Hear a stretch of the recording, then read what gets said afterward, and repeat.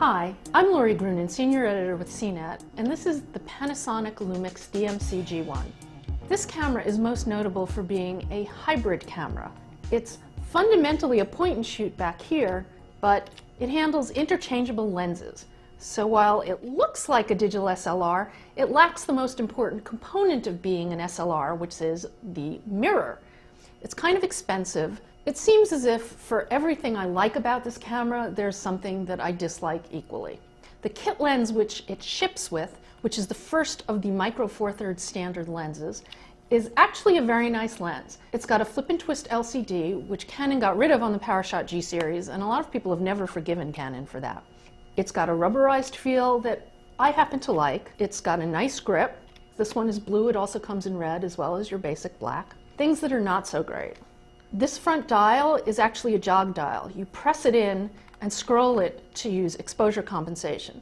When it's not pressed in, you use it for shutter speed, aperture, depending upon what mode you're in. Several times during a shooting session, I always accidentally press it in and end up in a mode changing something that I didn't intend to. Another thing that I don't like is the electronic viewfinder. As far as EVFs go, this one isn't bad. But in general, I find EVFs a real pain in the butt to work with. It has an automatic sensor, which will automatically shift when you bring it up to your face. However, it's very easy to fool the sensor. And the G1 produces very nice images. Even there, though, there are some trade-offs. On one hand, they're sharp, and it has an excellent noise profile. You can't disable the film modes, and the film modes affect everything. The standard mode tends to push the saturation a little, and that's the default. Another thing that gives me mixed feelings is the way this handles bracketing. On one hand, it has a very nice bracketing interface with this virtual dial that you can scroll and see exactly what you're bracketing.